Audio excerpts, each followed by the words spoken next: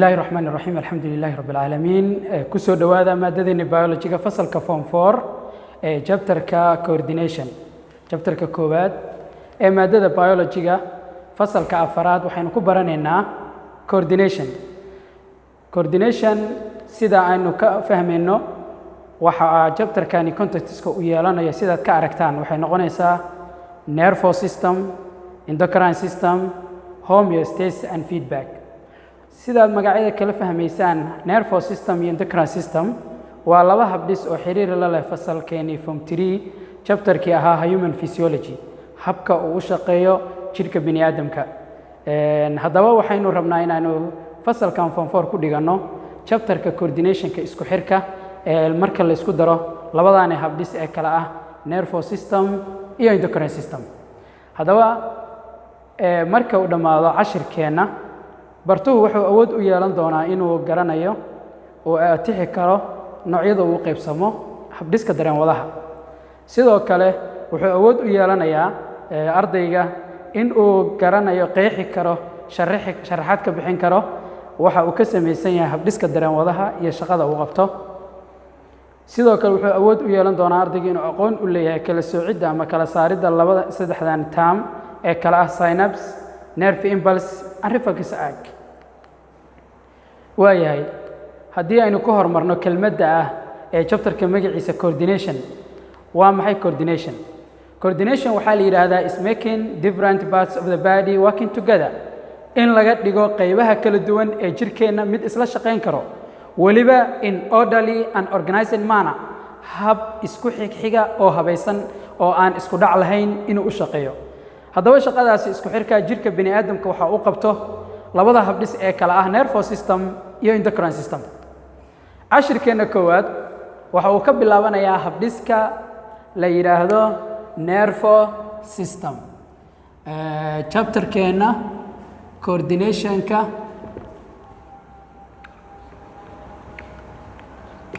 cashirkiisa koowaad lesson 1 waxaynu ku baran doonaa nervous system habdhiska dareen wadaha waxaan isweydiinaynaa su'aal ah haddaba muxuu yahay habdhisku dareen waduhu is a system waa habdhis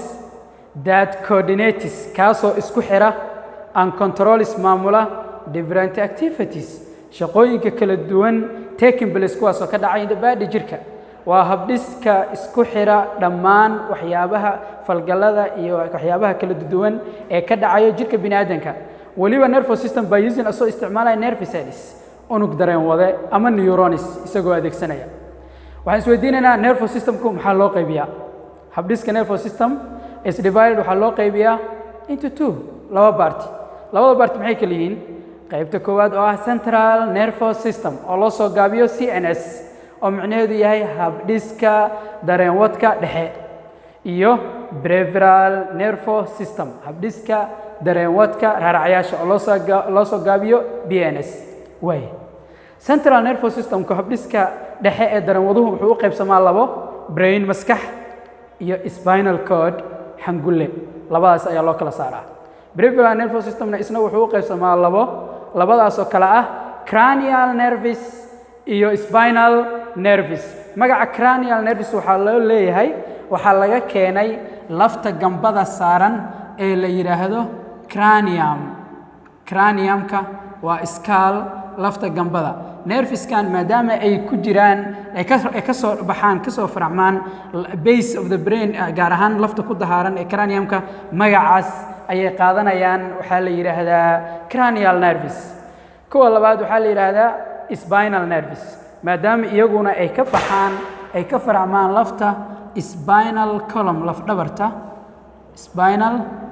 column iyaguna waxaa la yiraahdaa spinal nerves waaya haddaba aynu aragno sawir ahaan mid walba ay locationkiisa halka uu ku yaal iyo dabcan magaciisa maskaxdu waxay ku taalaa qaybta sare ee madaxa iskaalka gambada sare waa brain sawirka sida kaaga muuqdo waxaa ku xiga spinal cord xangullada oo isaguna dabcan ku yaala halka ay ku dhamaato brainka waxaana isaguna difaaco laf dhabarta sidoo kale cranial nerves iyo spinal nervesna oo ujeedna waxay ka baxaan dhinacyada iyagu waxaa la yidhaahdaa raaracyaal haddaynu u gudubno muuqaalka structure-ka uu ka kooban yahay unugga dareen waduhu ama neuronka inta aynan u gelin structure-kiisa aynu baranno waa maxay neuron waa maxay unug dareen wade neuronku waa is the basic functional unit of the nervous system markaynu ka hadlayno habdhis dareen wade waxaa asaasi u ah shaqada uu qabto dareen waduhu waxa la yiraahdo nerve cell unug dareen wade marka wuxuu noqonayaa basic functional unit isaga ayaa halbeeg asaasi ah oo ah habdhiska dareen wadaha markaan ka sheekeynayno muhiimadaas ayuu leeyahay iyagu waa specialized cells unugyo leh shaqooyin gaar ah oo maxay tahay shaqada ay qabtaan nerve cellsku that transmit waxay gudbiyaan electrical impulses qulqulka korontada ahaan qaab koronto ahaan iyo qaab impulses ay u gudbiyaan iyagoo geynayo around the body dhammaan jirka oo dhan habkaas impulses ahaan qulqul koronto oo kale ayay ku gudbiyaan sawirkaasi inoo muuqdo waa unug dareen wada waa nerve cell waxa uu leeyahay nucleus wuxuu leeyahay cell body waynu baranaynaa dhammaan the neuron nerve cell-ku unugga dareen waduhu is composed of wuxuu ka kooban yahay kow sida sawirkaaga muuqdo waxaa la yidhahdaa numberka 1 dendrites wuxuu noqonayaa geedyaroyaal maadaama ay muuqaalka ay leeyihiin sida geedaha oo kale laakiin geedo ma ahane waa qaybta unugga dareen wadaha dibadda wax uga soo qaada dendrites shaqadeeda waa sheegaynaa qaybta labaad waxaa la yidhaahdaa cell body jir unugeed waa qaybta ugu weyn ugu muhiimsan maadaama laga dhexelayo nucleus-ka waxaa saddex ah axon leaf dareen wade waxaa kaloo dabcan ka mid ah myelin sheath dahaarka myelin waxaa kaloo ka mid ah nerve cell-ku qayb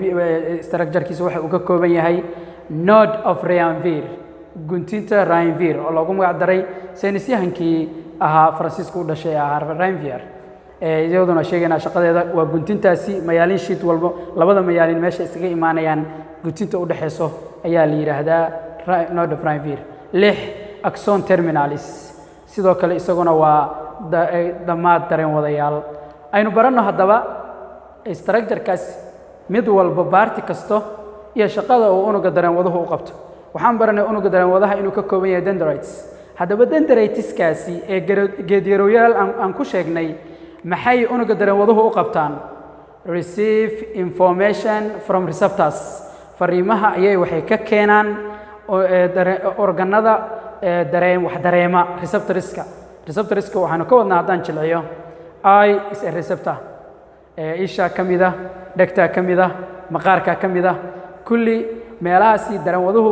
dendritesku waxay ka keenayaan receptorska and transmit kadibna waxay u soo gudbinayaan impulses qulqulka dareen wadihii towards the cell body jirkii unugga ayay keenayaan waayahay hadday dendritesku shaqadoodu tahay inay informationka keenaan cell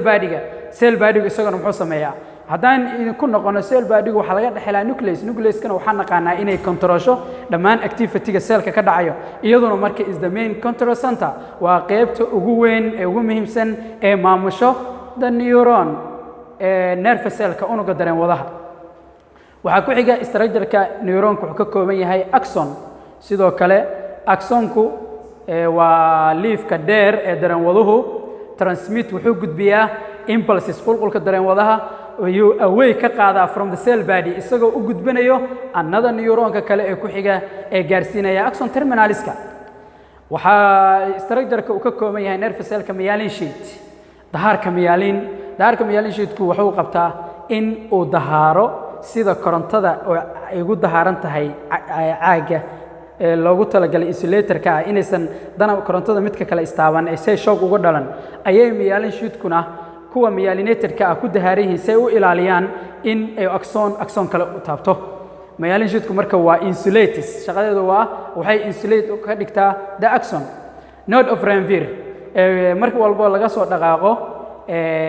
waxaan dhahnay nerve cell-ka markuu sidaa yahay kan uu yahay cell dendrites ay yihiin kuwa midkan dheer this one is the axon kan waa axon waa soo sheegnay waxaan u baahanayaa marka mar allaali markasta myelin sheath mayaalin sheet kastaay waxaan arkaynaa waxa u dhaxeeya junction kaasi ayaa la yiraahdaa node of Ranvier ka marka waa kan waxa uu sameeyaa shaqadiisu tahay inuu ziyaadiyo speed xawaaraha increases wuxuu ziyaadiyaa speed of transmission qulqulkii dareenwadka ee la soo qaaday ee dendrites soo qaadeen axonku waday mar alaali markastuu soo gaaro node of Ranvier waxa ziyaadayo xawaaraha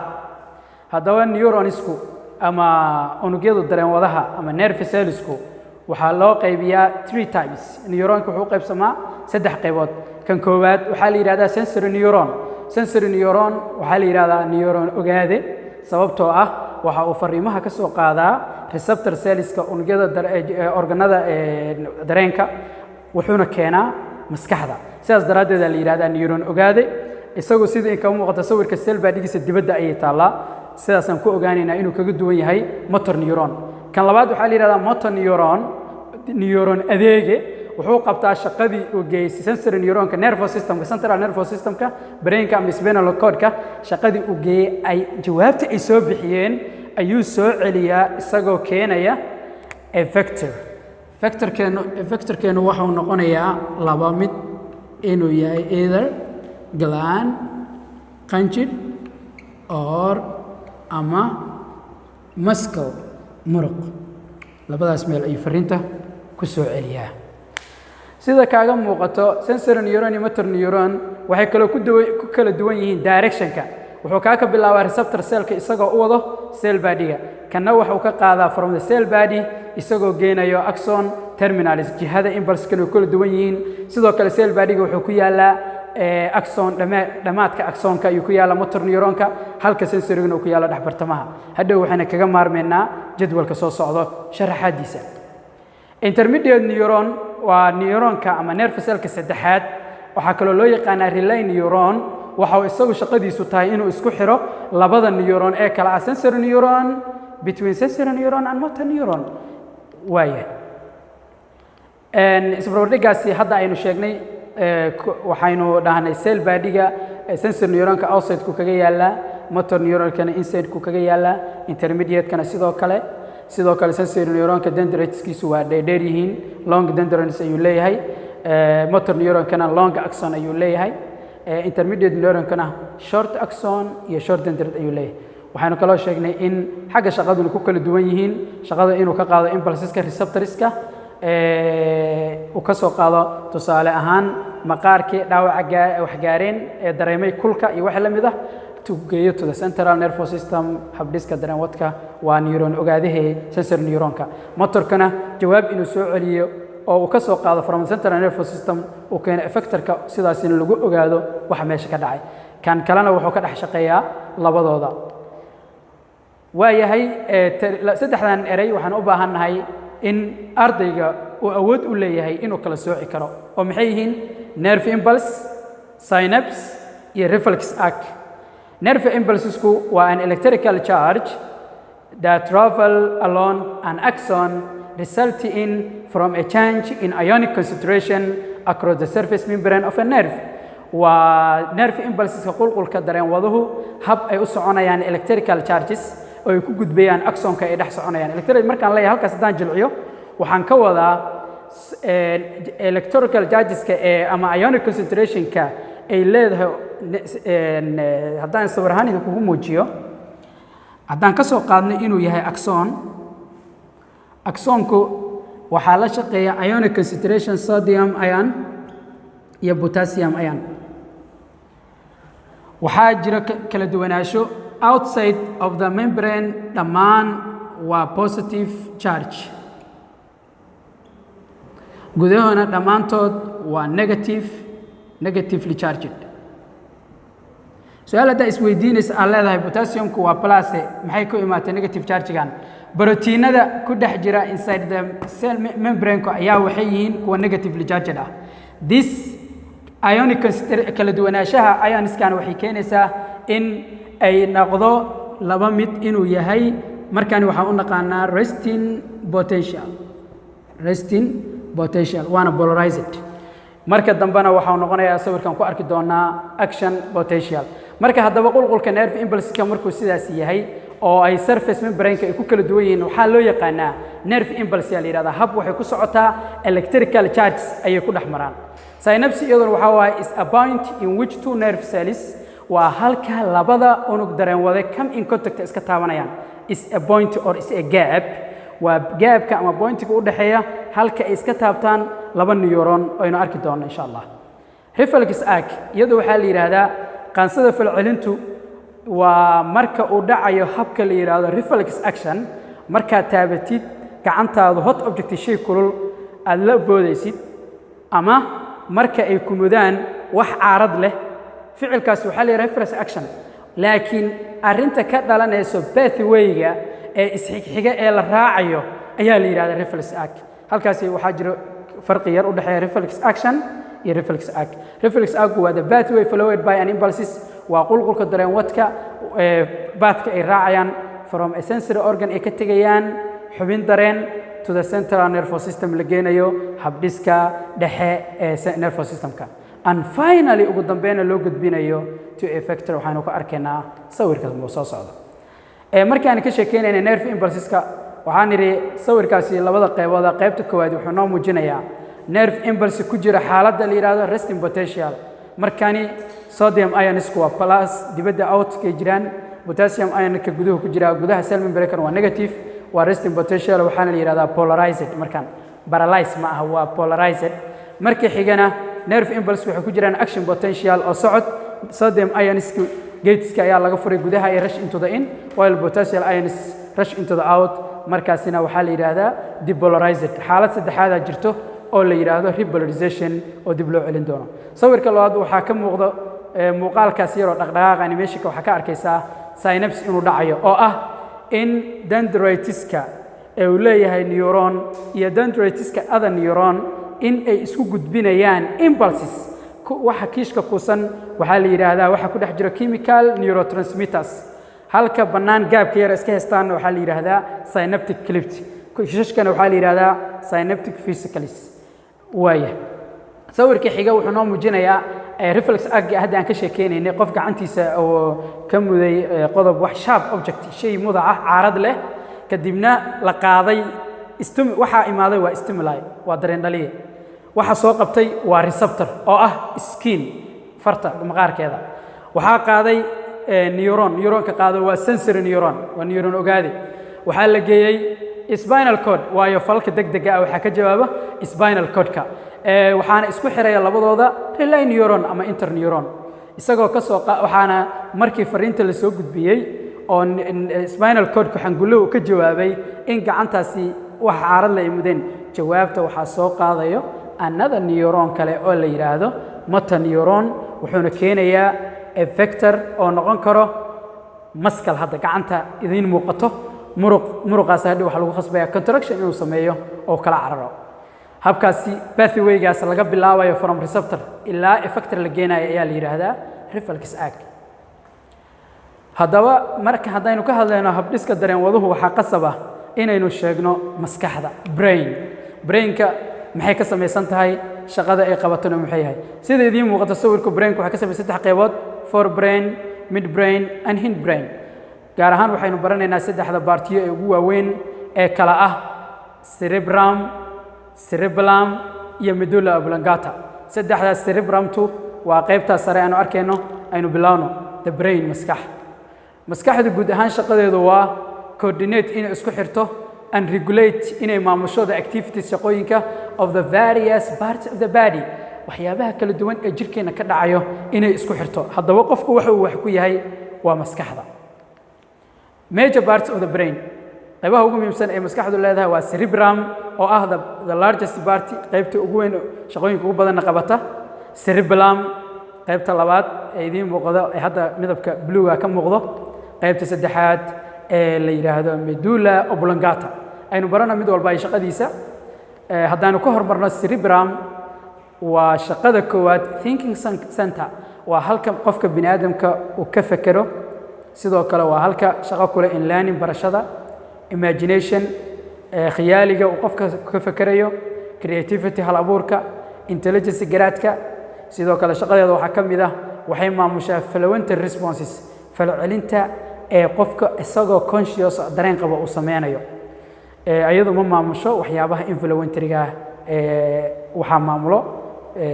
wax la yiraahdo medulla oblongata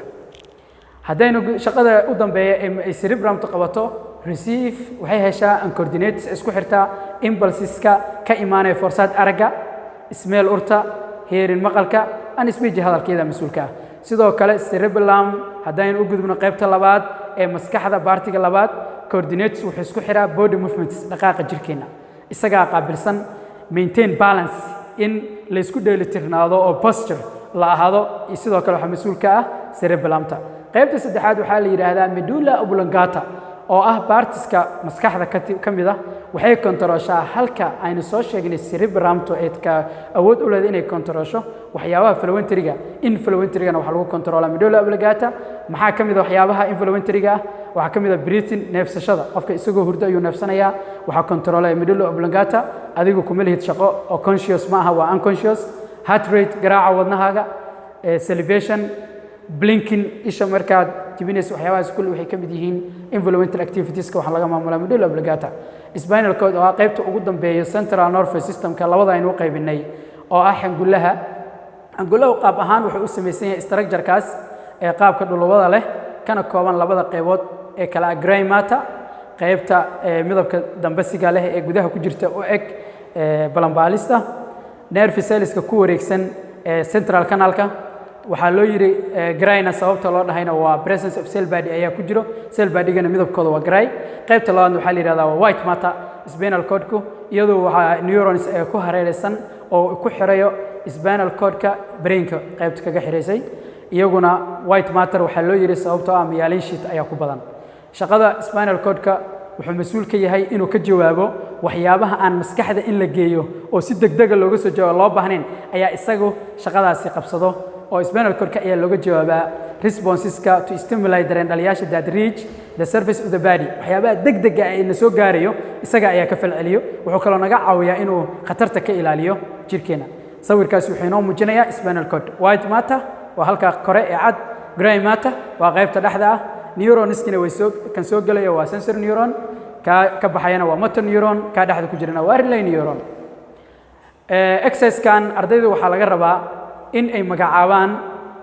neuronka ama nerve cell-kan nooce ma sensory neurona ma motor neurona mise waa relay neuron sidoo kale ardayga waxa looga baahan yahay inuu magacaabo baartiyada fallaadha ay tilmaamayso oo isagoo adeegsanaya magacyada ku qoran bokiska hoose isku aadi haddaad wax ka fahantay taamiskii ee rabixintii aynu soo qeexnay ay ka mid ahayd reflex stimuli effector hormone iyo receptor adigoo ku aadinaya column-ka ku xiga ee definition-kiisa wato sida kaaga muuqdo shaashada sawirkani wuxuu sidoo kale muujinayaa reflex action iyo falal kale aanan ahayn falal reflex action ah iyo kuwa aan ahayn haddaba ardayga waxaan uga baahanay inuu garto afartani qof kuweebaa muujinayo falka la yiraahdo reflex action afarta qof adigoo eegaya midowba xaaladdu ku sugan yahay kan koowaad waxa uu ku gubtay foornada aydan is ogeyn wax dubayso qofka labaad wuxuu sameynayaa sneezing waa hindasaya qofka saddexaad wuxuu awood u yeelan waayay sabuuradaasi inuu arko wuxuu concentrate ku sameynayaa boardka meesha ku yaal waxa ku yaal inuu akhriyo qofka saddexaad aragtidaasi qoraalka warqadda ku qoran newspaper-ka ayuu rabaa inuu akhriyo keebaa adeegsaday reflex action afartaasi qof waaya halkaasi waxay inoogu dhan cashirkeena koowaad